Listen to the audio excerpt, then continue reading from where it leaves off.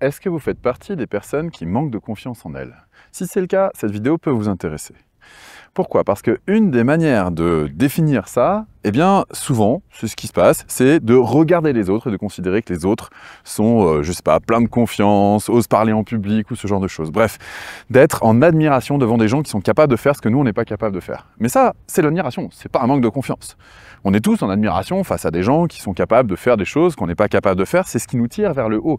L'admiration, c'est pas la comparaison. Or, le problème, c'est que on a un manque de confiance parce que non seulement on admire, mais en plus on se compare. Bon, cette comparaison, elle peut forcément emmener la dimension du jugement. Et donc, qu'est-ce qu'on fait? On se compare, on se met à la place, et là on se dit, j'ai pas les ressources nécessaires. Et donc, on se dit, je manque de confiance en moi, parce que ce qui me manque, si je me projette à la place de la personne que j'admire, eh bien c'est ça. Et souvent, on en arrive à la conclusion que dans la liste, il y a la notion de confiance. Alors, c'est pas tout à fait comme ça que ça marche, en vrai, mais c'est comme ça que ça marche par défaut dans la tête de plein de personnes. Bon. Ça, c'est un des symptômes qui montre que vous manquez éventuellement de confiance en vous. Un autre symptôme, qui est aussi très connu d'ailleurs au passage, c'est le fait de... et qui est très difficilement avouable, hein. C'est très connu mais c'est très difficilement avouable. C'est le fait de chercher, au lieu de comprendre l'autre, c'est de chercher à avoir raison. Et oui, quand on cherche à avoir raison, qu'est-ce qui se passe? Eh bien, on est dans une dynamique où on veut imposer son point de vue. Alors on le sait, hein, ceux qui veulent imposer leur point de vue, en général, c'est ceux qui ont du mal à entendre le point de vue des autres.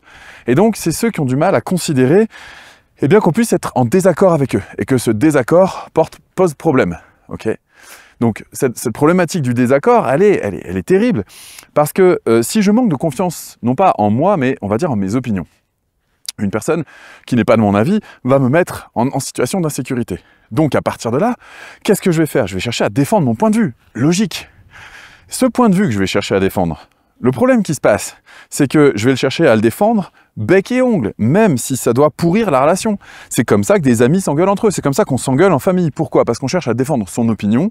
Et moi, je me suis posé la question, mais comment ça se fait qu'on est en train de se déchirer entre personnes qui s'aiment pour défendre une opinion, alors qu'une opinion, ça se change au cours d'une vie? Bah oui, aujourd'hui, vous pensez certaines choses de certaines situations, et puis dès l'instant où vous avez une autre expérience, vous pensez différemment. On ne pense pas le monde de la même manière à 20 ans qu'à 40, et c'est normal, et c'est très bien comme ça.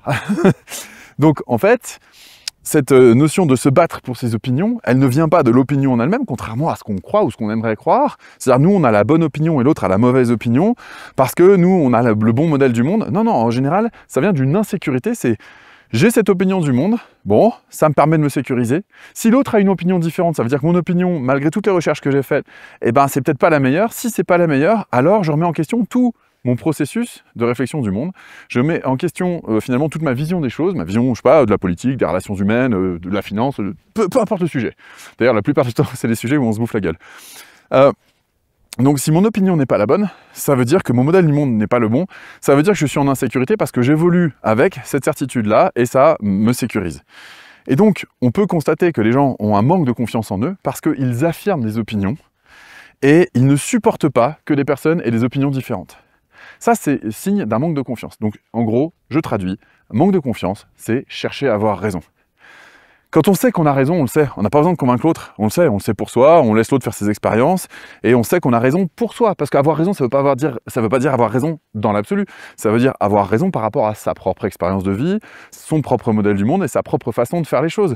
Je vous donne un exemple. Est-ce que on a raison quand on mange, je sais pas, par exemple, 3 kilos de viande par semaine? Voilà. Ou est-ce qu'on a raison quand on mange 3 kilos de salade par semaine? Ben, j'ai envie de dire, tout dépend de l'activité physique qu'on a.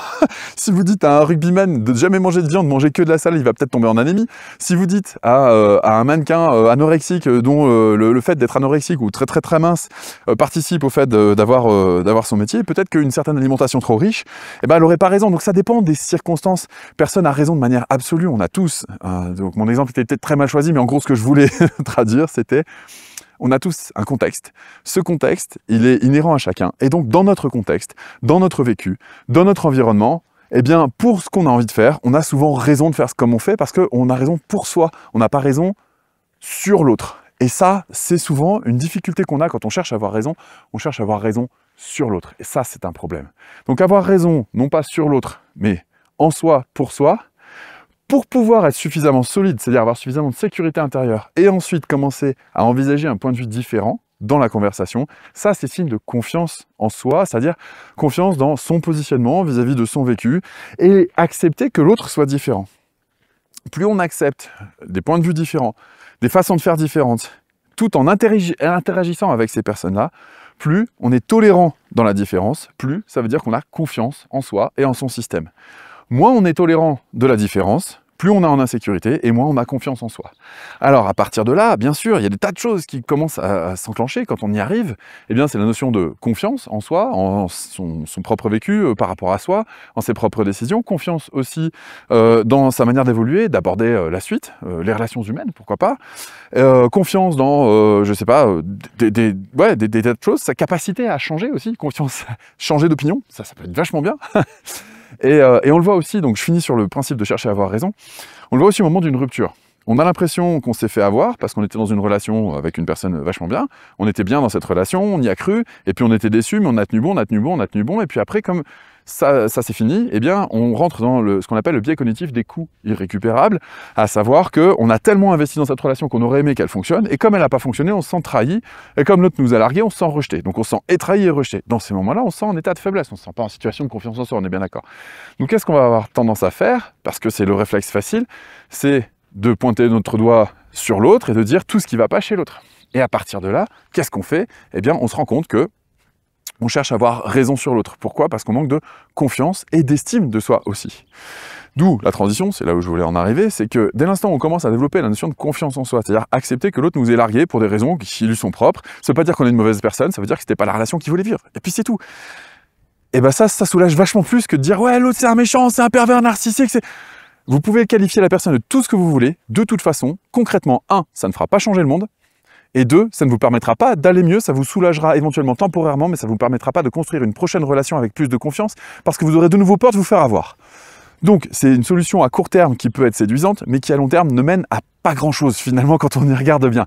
Donc je vous déconseille de tomber là-dedans, parce que l'objectif, c'est de grandir de vos expériences, de pouvoir continuer à évoluer, et donc de gagner en confiance et en estime de vous. En effet, si votre confiance et votre estime de vous a été rabrouée, le principal sujet, c'est de réussir à réélever tout ça, à rétablir tout ça. Et on ne rétablit pas son élévation en rabaissant l'autre. En rabaissant l'autre, on ne fait que rabaisser l'autre, mais on ne change pas sa posture à soi. Donc l'idée, c'est vraiment de développer sa confiance et son estime, et également son amour de soi. Et ça, c'est quelque chose qui ne se fait pas de façon automatique, simplement parce qu'on l'a décidé sur un claquement de doigts comme ça.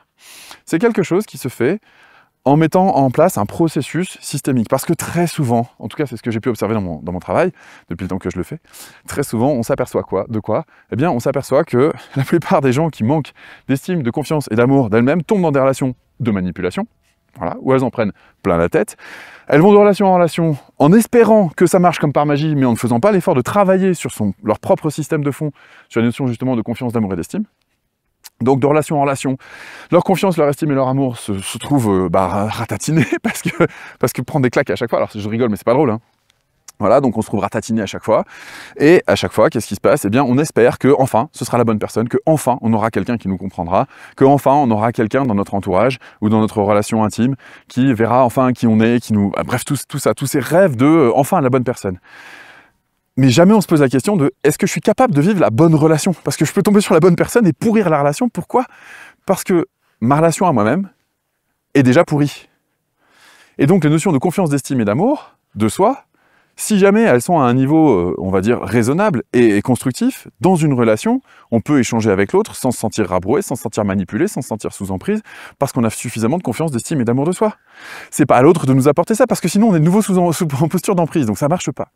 Ce qui veut donc dire que pour moi, la meilleure solution pour rétablir ces notions de confiance, d'estime et d'amour de soi, si vous avez la sensation d'en manquer, eh bien, c'est de les développer et d'apprendre à les développer. Parce que très souvent, ça vient d'un manque dans votre enfance. Dans notre enfance, on a appris à se taire, on a appris à se suradapter. On a appris aussi des leçons comme quoi on ne valait pas la peine, on n'était pas assez, on n'était pas digne d'être aimé, que tout ce qu'on faisait n'était jamais suffisant. Tout ça, c'est des blessures qui restent, et si on ne travaille pas dessus, eh bien, on attend de l'autre qui nous adoube enfin sur ces blessures béantes qu'on a. Or, c'est pas le rôle de l'autre parce que l'autre n'est pas notre parent. Il n'est pas là pour réparer notre enfance, il est là pour partager une vie de couple. Donc à partir de là, si on accepte cette idée de prendre en charge ses propres failles d'enfance, eh bien l'idée c'est de travailler sur son système, sur sa structure, pour ne plus jamais reproduire ces expressions de manque de confiance, d'estime et d'amour de soi dans la relation. Le problème, c'est que ça ne peut pas se faire comme ça. Ça se fait en faisant un travail de fond sur soi. Alors pour faire ce travail de fond, je vous propose une lecture pour changer. Vous allez cliquer sur le lien qui est autour de cette vidéo et vous allez tomber sur un livre que j'ai écrit qui fait un bon paquet de pages quand même.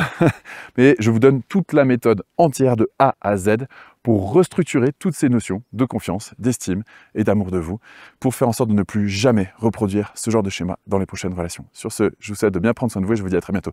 Ciao!